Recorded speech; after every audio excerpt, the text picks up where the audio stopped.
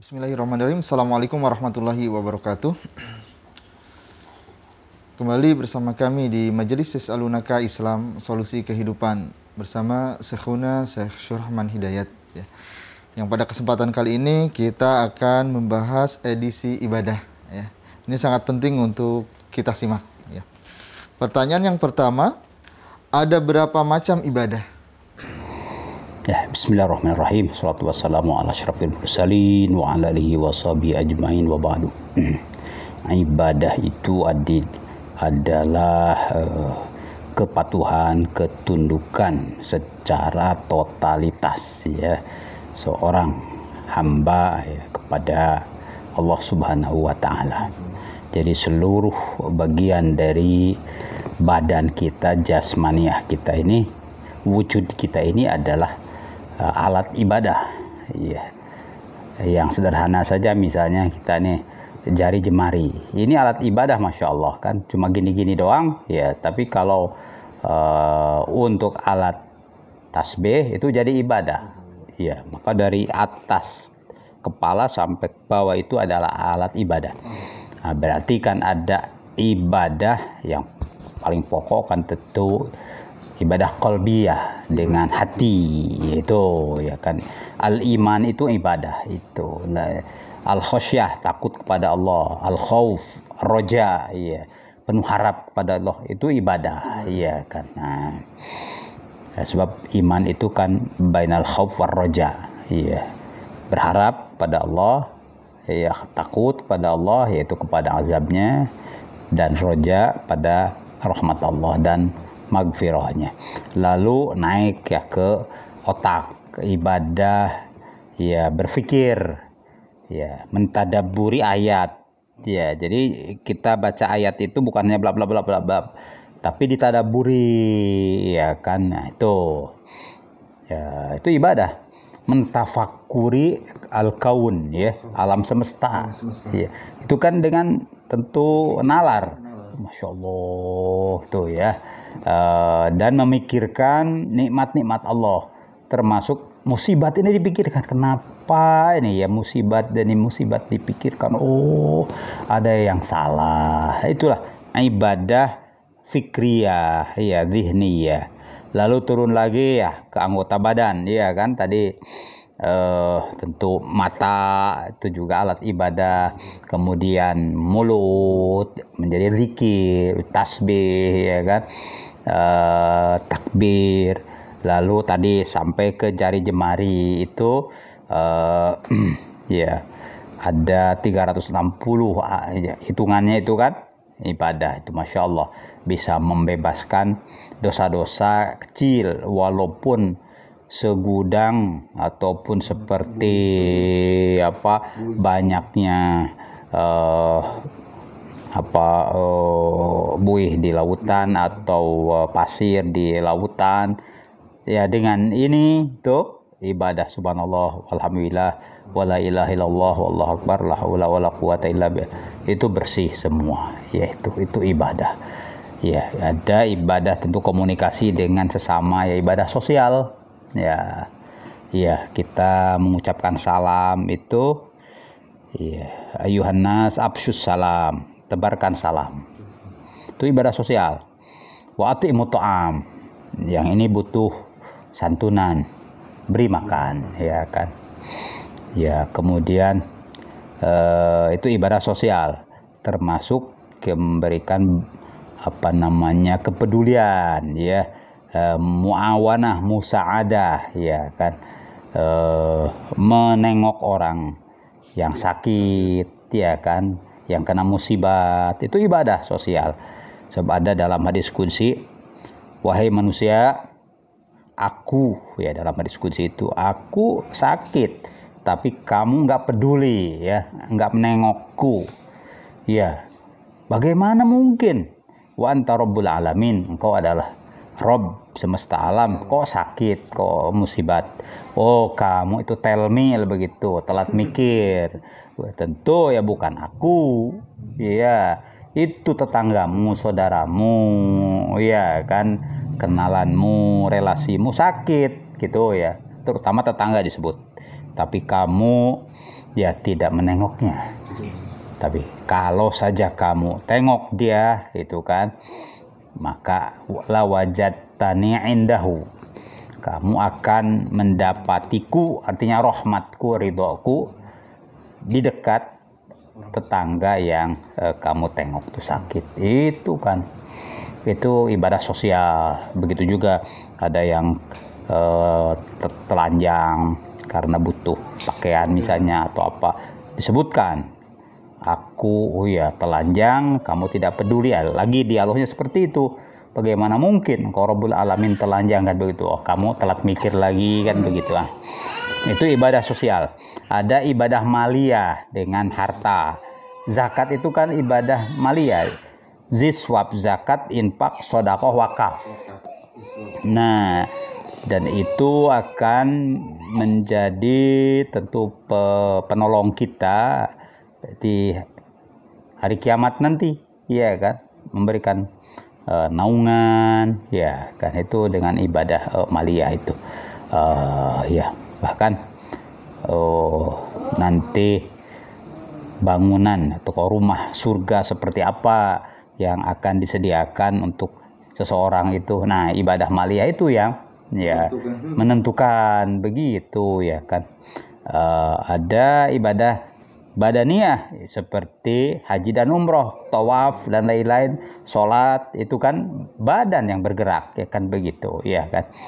Ya, jadi seluruh eksistensi kita itu adalah alat untuk ibadah kepada Allah. Sebab semuanya juga berasal dari Allah. Allah yang ciptakan, ya kan. Allah yang sehatkan. Mungkin sesudah tercipta hidup, lalu ada bagian organ kita yang sakit, waduh, repot juga kan. Nah itu, jadi atas dasar itu semuanya adalah alat ibadah. Itulah ibadah secara kafah, totalitas eksistensi kita, totalitas ajaran dan ruang-ruang bagian agama. Ada di akidah, ada di hukum, ada di akhlak, semua kan begitu, ya. Totalitas juga kehidupan ini, ya kan, bertetangga, lalu berdagang, lalu makan, lalu berolahraga, lalu rekreasi, yaitu ibadah juga, ya. Berpolitik, ya, memilih pemimpin, bahkan yang terdekat adalah RT, lalu RW, kan pemimpin, ya, termasuk imam sholat, ya, di masjid dalam berjamaah itu juga memilih pemimpin, ya, itu, ya.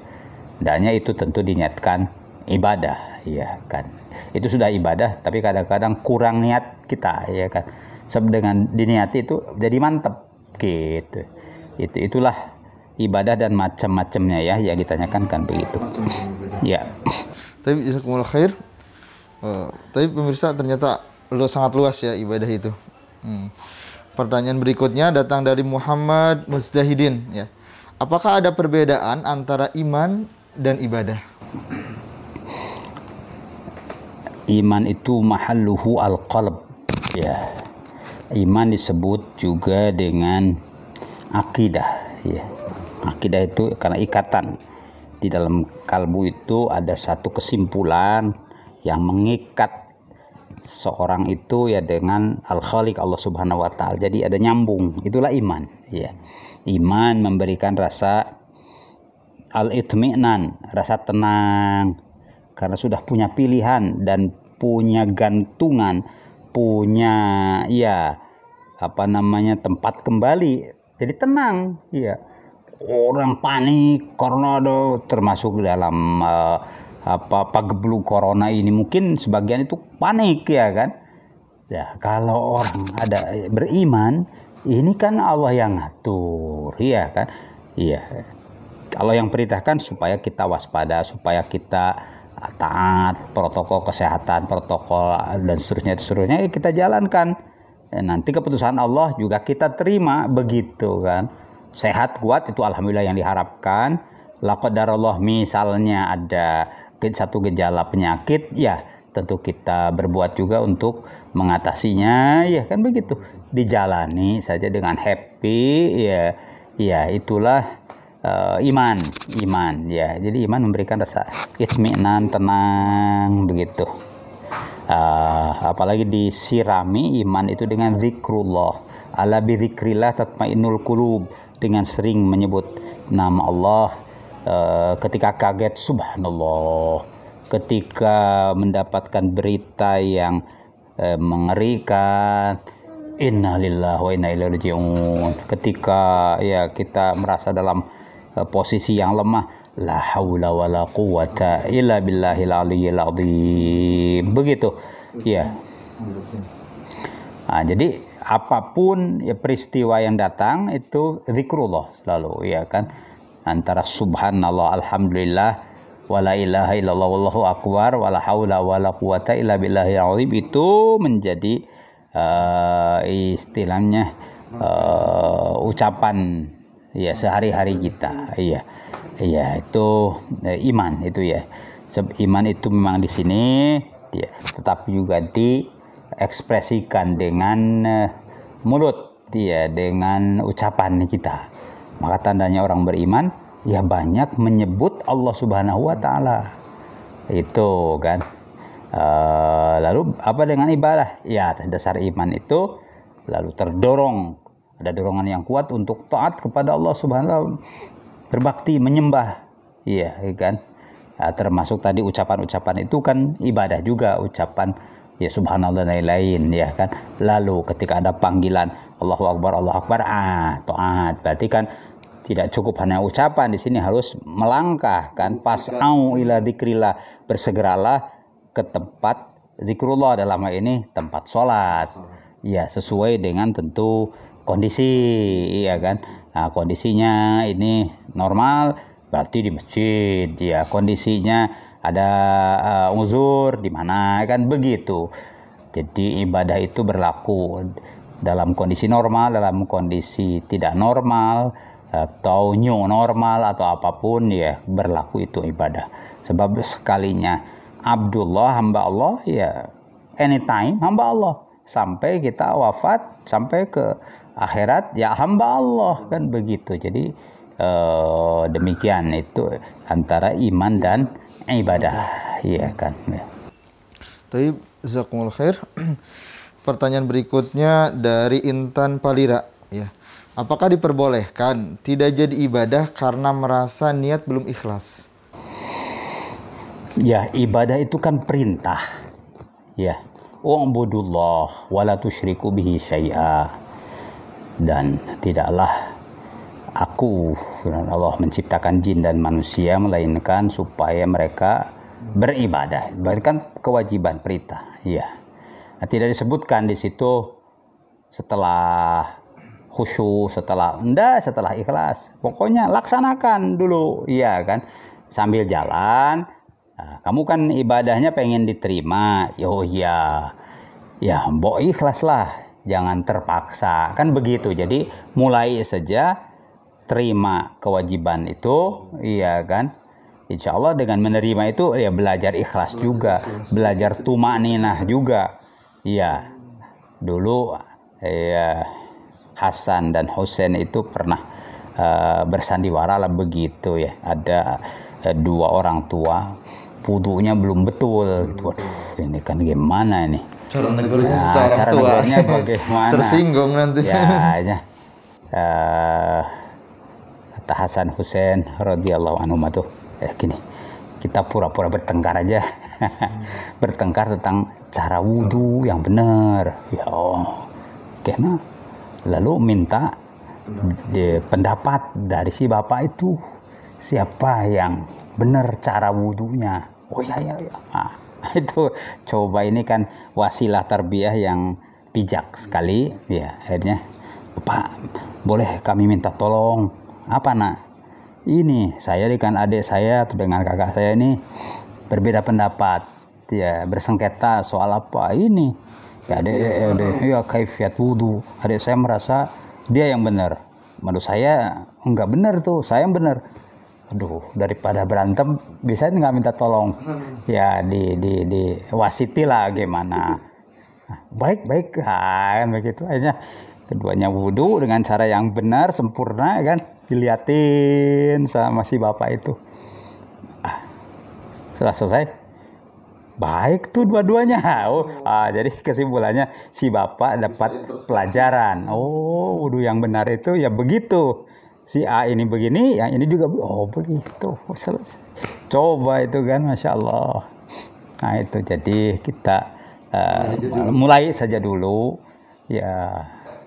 Kesempurnaan itu nanti berproses, termasuk soal ikhlas, soal tumaknina itu berproses. Tapi kalau tidak dimulai, ya nggak bakalan nyampe ke sana kan begitu. Kalau kewajiban nggak bisa ditinggalkan. Nah itu.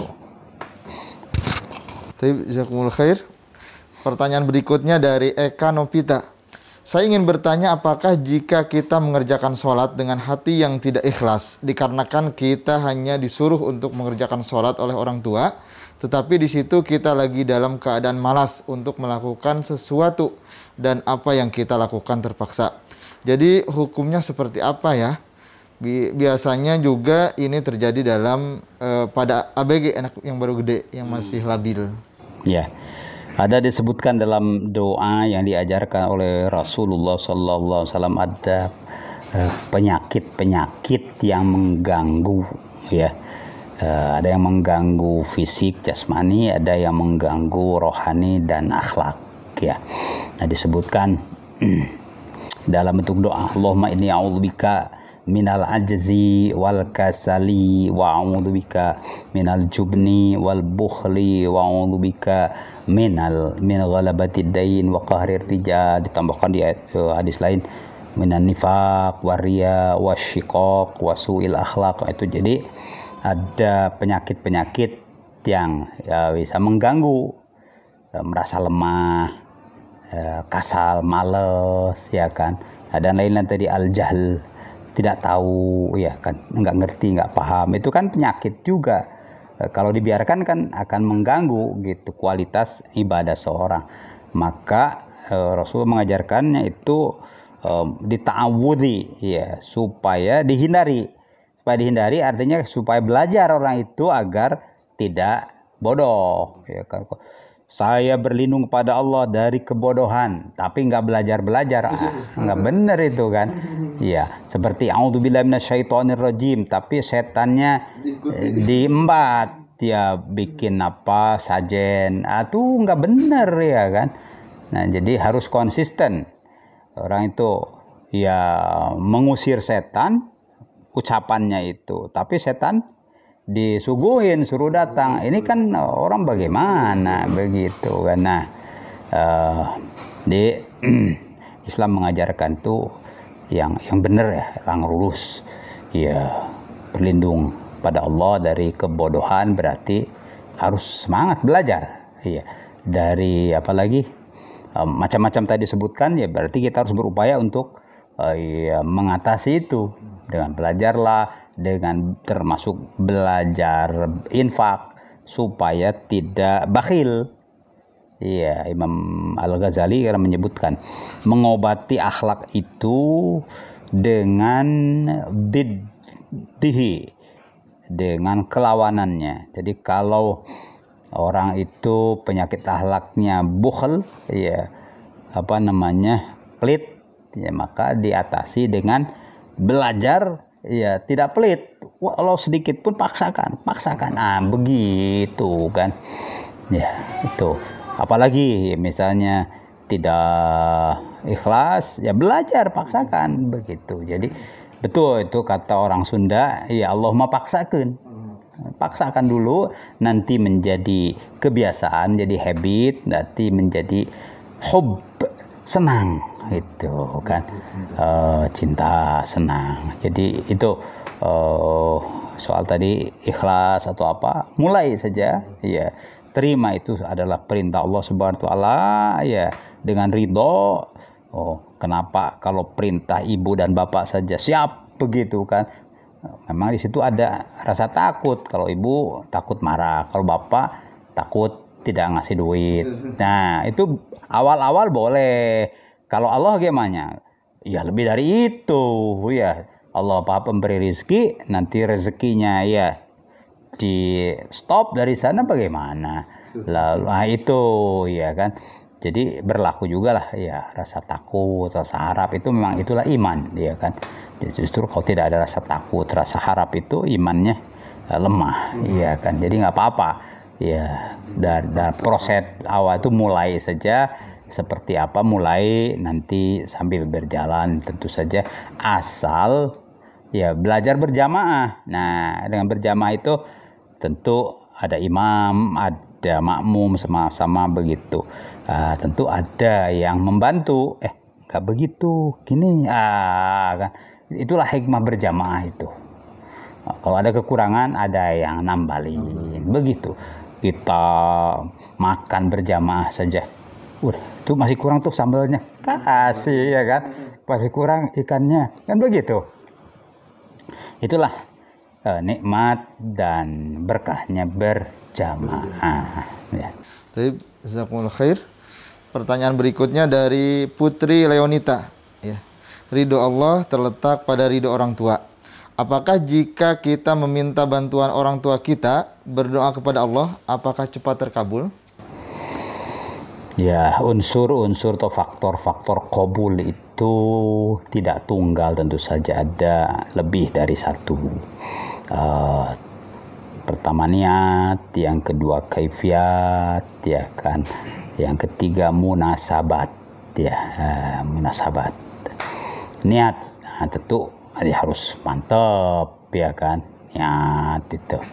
Apakah berdoa langsung oleh dirinya sendiri, ya, atau minta tolong boleh, wasta'inu kan, saling tolong menolong lah, ya kan, bisobri, sabar untuk mendapatkan apa gitu, minta tolong deh, saya kurang kuat nih, bantu, itu boleh, wassalat, dan untuk sholat, ya, tolong nih, saya nih ya tertinggal tadi dengan jamaah, ya saya pengen ya tetap berjamaah, bagaimana nih, boleh nggak antum bersodakoh, ya antum dapat pahala sunat, ya saya dapat jamaah, boleh, itu kan minta tolong juga kan begitu ya. Yang ini agak belum dikenal itu kan, minta bersodakoh ya, membantu itu ya kan. Apalagi ya minta tolong kepada ibu, kepada orang tua, kepada guru, kepada teman, ya kan, untuk didoakan. Itu lebih boleh, bahkan lebih dianjurkan, sebab ada keunggulan doa orang tua, doa guru itu kan, ya itu ya. Jadi boleh, itu bukan hanya boleh, itu adalah dianjurkan begitu ya.